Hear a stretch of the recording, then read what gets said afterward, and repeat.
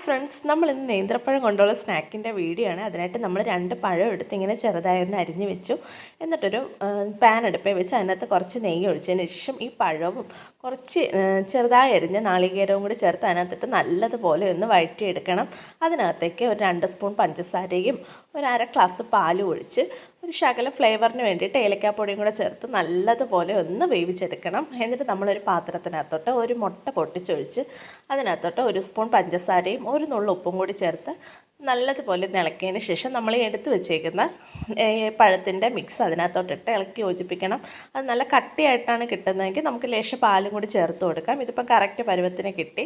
അതിനകത്തോട്ട് ഞാനൊരു 1/4 teaspoon vanilla എസൻസും കൂടെ ചേർത്ത് എന്നിട്ട് നമ്മളൊരു ദോശത്തവ അടുപ്പയിലോട്ട് വെച്ച് അതിനകത്ത് ഇതിങ്ങനെ കോരി ഒഴിച്ച് ചെറുതായതിൻ്റെ മുകളിൽ കുറച്ച് നട്ട്സൊക്കെ ഇട്ടിട്ട് ഒന്ന് അടച്ച് വെച്ച് വേവിച്ചെടുക്കണം. നല്ല ടേസ്റ്റി ആയിട്ടുള്ള സ്നാക്കാണ്. എല്ലാവരും ഉണ്ടാക്കി വെക്കുക. വീഡിയോ ഇഷ്ടപ്പെട്ടാൽ ലൈക്ക് ചെയ്യുക. അടുത്ത വീഡിയോ കാണുന്നത്